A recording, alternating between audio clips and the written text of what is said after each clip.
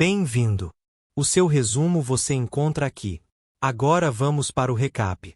Era uma vez, em um reino digno dos mais belos contos de fadas, erguido sobre um penhasco banhado pela luz do sol, existia o reino de Niande.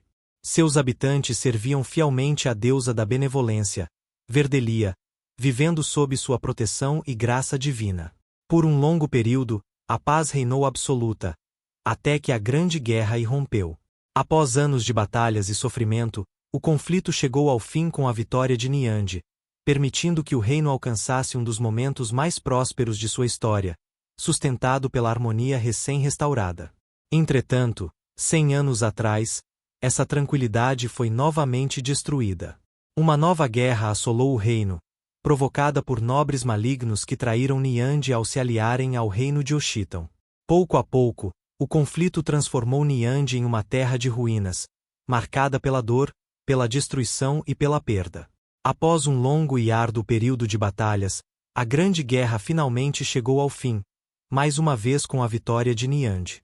Agora, o reino ergue-se novamente, renascido das cinzas, vivendo seu auge histórico, sustentado pela paz duramente reconquistada e pela esperança de um futuro glorioso. No momento atual, a paz aparentemente reinava no reino de Niande. O sol iluminava a grande feira central, onde mercadores gritavam preços, crianças corriam entre as barracas e o aroma de frutas frescas se misturava ao vento morno da tarde. Em uma pequena barraca de frutas, duas pessoas conversavam em voz baixa. O dono da barraca, um homem simples, de mãos calejadas e olhar atento, observava a empregada do castelo enquanto organizava maçãs em cestos. Você parece cansada da vida, disse ele, com cautela. A princesa fez algo novamente? A empregada suspirou profundamente, como se aquele peso já estivesse preso ao peito há muito tempo. O que você acha? Respondeu, balançando a cabeça. Ela está assim há bastante tempo. Usa as costas das pessoas como banquinho, anda por aí como se o mundo fosse um campo de treino, e a espada dela. A mulher engoliu em seco, estava coberta de sangue novamente. O vendedor arregalou os olhos. Eu achava que tudo isso fosse apenas rumor, murmurou. Mas agora vejo que a realidade é muito pior do que dizem. A empregada continuou, a voz carregada de frustração. Ela vive danificando propriedades. Não satisfeita, chegou ao ponto de danificar o próprio castelo só para testar armas que desenvolveu. E, como se não bastasse, no outro dia apareceu diante do rei usando uma armadura completa, e anunciou que não iria se casar. O rei quase morreu do coração, comentou o vendedor, nervoso. Literalmente, respondeu a empregada. O pretendente ficou em choque. Perguntou se havia feito algo que a desagradara e implorou para que ela tirasse aquela linda armadura, para que ele pudesse enxugar suas lágrimas. Ela fez uma pausa dramática. Mas assim que ele a tocou, disse em tom sério, a princesa o lançou ao chão. Depois fingiu que tudo não passou de um mal-entendido. O vendedor levou a mão à testa. Isso quase provocou uma guerra com o reino vizinho. Sim. Sua Majestade teve que implorar por perdão. Para a princesa, o palácio não passa de um campo de guerra. O dono da barraca ficou em silêncio por alguns segundos. Então, com um olhar pensativo, e o corpo visivelmente tremendo, murmurou. Mas não há como pará-la, é absolutamente impossível. A empregada respirou fundo. Isso não importa, disse. A princesa é da linhagem que salvou o reino há 100 anos. Ela é descendente direta do grande cavaleiro Artinoa. Antes que o assunto pudesse continuar, uma terceira voz surgiu no meio da conversa. E graças a isso, ela ainda nos protege. Ambos se viraram. Um cliente, ouvindo tudo, continuou. Mesmo sendo uma criança travessa, ela sempre usou sua força pelo bem dos cidadãos. Devemos agradecer por vivermos nesta era de paz.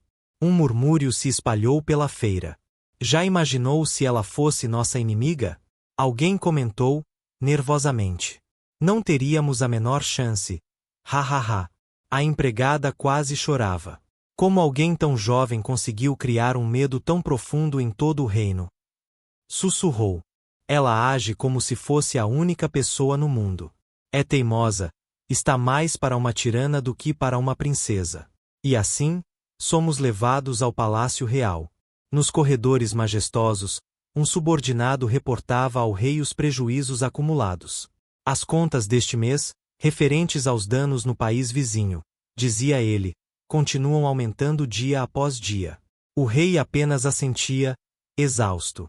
Em certo dia, enquanto tomava chá para aliviar o estresse, foi abruptamente interrompido por um mensageiro. Vossa Majestade, recebemos uma mensagem da princesa. Ela disse que virá vê-lo. A xícara quase caiu da mão do rei. Onde ela está agora? Perguntou, apreensivo. De férias, respondeu o subordinado. Em uma área de monstros de primeira classe, onde a temperatura chega a 12.000 graus Celsius. Essa é a primavera infernal, murmurou o rei, com o rosto pálido. Era o que todos pensávamos, senhor. Mas ela subjugou o povo maia, e os monstros não se aproximam mais do nosso reino. Antes que o rei pudesse processar aquela informação, as portas do palácio se abriram com força. Pai! Sua filha retornou. O rei congelou. Diante dele estava a princesa, usando um vestido.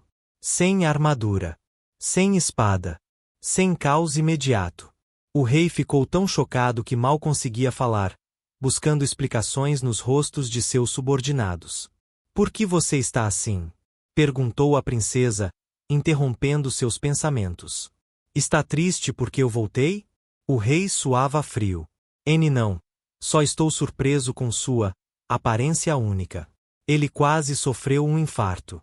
Contudo, continuou, por que está de vestido, em vez da sua armadura habitual? Etina sorriu suavemente. Sou uma garota, respondeu com delicadeza. Às vezes, ser gentil como a brisa da primavera também é importante. O rei ouvia, mas em sua mente imaginava cenários de destruição. Pai, disse Etina, cortando seus devaneios, voltei ao castelo porque tenho uma notícia. Com um grande sorriso no rosto, anunciou. Eu vou me casar. Um grito ecoou pelo salão. O quê? O rei arregalou os olhos. Nunca imaginei que essas palavras sairiam da boca da minha filha, disse, emocionado. Você cresceu, tornou-se madura. Com os olhos brilhando, declarou. Respeito sua decisão. Etina ficou surpresa. Achei que o senhor não aceitaria tão facilmente. De vez em quando você faz seu pai perder algumas batidas do coração. Respondeu ele, sorrindo. Mas como eu poderia não aceitar? Por dentro, o rei pensava. Depois de 22 anos, estou livre. Obrigado, deusa da benevolência, Verdelia. Ele imaginava um príncipe levando sua filha embora, finalmente em paz. Então voltou à realidade. Diga-me, quem é o noivo? Um aristocrata? Um príncipe? Um fazendeiro? Etina segurou a mão do pai. Meu noivo, disse calmamente, é o diabo. Eu vou me casar com o diabo. O rei morreu naquela hora. A declaração de casamento da princesa espalhou-se pelo reino de Niande como um incêndio em campo seco. Em poucas horas, não havia vila, taverna ou mercado que não comentasse a notícia. A mesma empregada do castelo, aquela que tantas vezes suspirara de cansaço ao falar da princesa, agora sorria timidamente. Fico feliz por ela, dizia, emocionada. Nunca imaginei que viveria para vê-la se casar. Outros, porém, não conseguiam sequer acreditar. A princesa, casar? Perguntavam incrédulos. Aquela princesa? Mas a alegria de uns logo foi engolida pela desconfiança de muitos. Quando o nome do rei demônio surgiu nos cochichos, o clima mudou drasticamente. Casar com o rei demônio? Murmuravam. Ela só pode estar louca. A notícia, longe de trazer apenas esperança, plantou uma semente de medo no coração do povo. No palácio, a situação era ainda pior. Um grito ecoava pelo salão real. Ela não pode se casar com ele. Bradava um nobre enfurecido. Isso é completamente insano. Ele é nosso inimigo há gerações. O rei permanecia cabisbaixo, em silêncio, enquanto o conde Nectu, um antigo cavaleiro marcado por cicatrizes do passado, continuava a resmungar. Por séculos, Soldados foram brutalmente assassinados nas guerras de 100 anos atrás, disse ele, com a voz carregada de rancor. Os demônios invadiram nosso reino apenas porque vivíamos ao lado deles. Graças a Artinoa, a paz foi restaurada, mas incontáveis vidas foram perdidas. Ele cerrou os punhos. A princesa é descendente direta de Artinoa. Nossos ancestrais estão se revirando em suas tumbas. O rei respirou fundo. Eu rezarei por perdão, disse, pensativo. Mas você sabe, conde, minha filha é cabeça dura. Então agora é a hora de vossa majestade ser firme. Insistiu Nectu. Eu discordo. A nova voz surgiu calma, porém firme. Era Senvicon, amigo de infância da princesa. O conde bufou, pronto para retrucar, mas percebeu algo estranho. O rei não estava mais ali. Ele já caminhava em direção a Sen, com um sorriso raro no rosto. Você deveria visitar a capital com mais frequência, disse o rei, animado. Sen ficou emocionado, até que o rei completou. Você é o único que consegue lidar com a princesa. Sen congelou, lembranças do passado passando por sua mente como relâmpagos. Tentando mudar o rumo da conversa, ele disse: Majestade, não estou em posição de impedir o casamento, e acredito que deveríamos confiar mais na princesa. O conde entrou em choque. Não podemos dar ouvidos a uma criança, gritou. Isso é ultrajante. Os dois começaram a discutir como um dragão e um tigre se enfrentando pela primeira vez. Enquanto gritava, tornava-se evidente que o conde fingia ignorar as inúmeras conquistas da princesa, e o fato de que aquela união poderia criar laços inéditos com o reino dos demônios. Com os olhos marejados, ele quase chorava. Eu não aceito isso. De repente, parou abruptamente. E se Vossa Alteza estiver sendo manipulada pelos demônios? Pare com isso. Sen interrompeu bruscamente. Não fale besteiras. Nesse instante, as portas do salão real se abriram. O silêncio caiu como uma lâmina. A princesa entrou. Estavam falando de mim? Todos entraram em choque. Mas não por sua presença. E sim porque ela estava usando um vestido. Haha, disse ela, ignorando completamente o clima pesado. Como anda o preparo para o casamento? Com um sorriso irônico, continuou. Ouvi vocês falando sobre mim.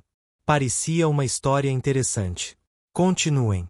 Os nobres começaram a tremer. Manipulação? Repetiu ela, lentamente. Isso soou interessante para mim. O conde perdeu as forças nas pernas e caiu para trás. A aura da princesa se tornou opressora. Interessante demais. Ela desembainhou a espada. Etina! Gritou Sen. A lâmina parou a poucos centímetros da garganta do conde. Você blasfema contra o império com tais acusações, disse ela, fria como aço.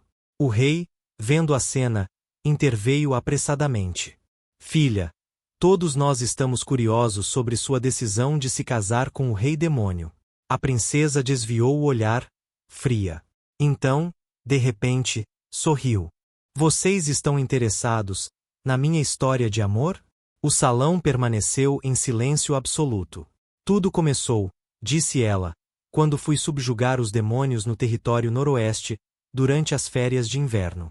Ela caminhava lentamente enquanto falava. A cavalaria avançava, e os demônios estavam apavorados. Eu disse a eles que estava invadindo porque ousaram atacar nosso reino primeiro. Os olhos dela brilharam. Para eles, eu era a encarnação do mal. Ela levantou a mão. Eu contei até 5 para que salvassem suas vidas. Antes mesmo de eu chegar ao 3, eles já corriam em pânico. Alguns soldados murmuravam que, naquele momento, ela parecia mais demoníaca do que os próprios demônios. Mas então, continuou ela, quando a contagem estava prestes a terminar, um vento surgiu repentinamente. E naquele instante, nossos olhares se cruzaram. Ela fechou os olhos por um breve momento. Foi assim que eu encontrei ele. Ele era forte. Forte o suficiente para bloquear meus golpes como se não fossem nada. Cada ataque que eu desferia era recebido com calma absoluta, como se minha força não passasse de um vento leve. Aquilo era impossível. Nunca, em toda a minha vida, alguém havia enfrentado meus golpes daquela maneira. Quem é você? Eu me perguntava. Mas antes de buscar respostas, eu precisava sobreviver à situação em que me encontrava. Enquanto trocávamos golpes, em meio ao caos e à tensão do campo de batalha, algo chamou minha atenção. Um detalhe pequeno, quase imperceptível, um chifre trincado. Naquele instante, todas as dúvidas desapareceram. Então é isso, pensei. Ele é o Lorde Demônio. Como se tivesse lido meus pensamentos, ele falou. Sua voz era calma, firme, sem ódio. Não precisamos derramar sangue desnecessário, disse ele. Meu povo irá se retirar. Aquilo me pegou desprevenida. Espere! Gritei, dando um passo à frente. Mas foi inútil. Em um piscar de olhos, ele se teletransportou, desaparecendo como se nunca tivesse estado ali. E desde aquele dia, eu não consegui mais esquecer o rosto dele. No salão real, o silêncio era absoluto. O rei, o conde e meu amigo de infância permaneciam paralisados enquanto ouviam meu relato. Quando terminei, acrescentei, quase distraída. Foi a primeira vez que encontrei alguém com um rosto tão bonito. O choque foi imediato. Então, murmurou alguém, eles foram derrotados, por um rosto bonito? Ha, ri levemente. Sem, ainda incrédulo, resolveu perguntar. Você decidiu se casar com o Lorde Demônio, só por causa do rosto dele? Claro que não. Respondi de imediato, animada. Quer dizer, sim, ele é bonito. Alto. Está em ótima forma. Mas isso não é o principal. Com um olhar sério, a princesa respondeu.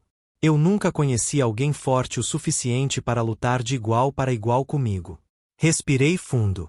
Foi a primeira vez que encontrei alguém com a mesma força que eu, e também foi a primeira vez que me apaixonei à primeira vista.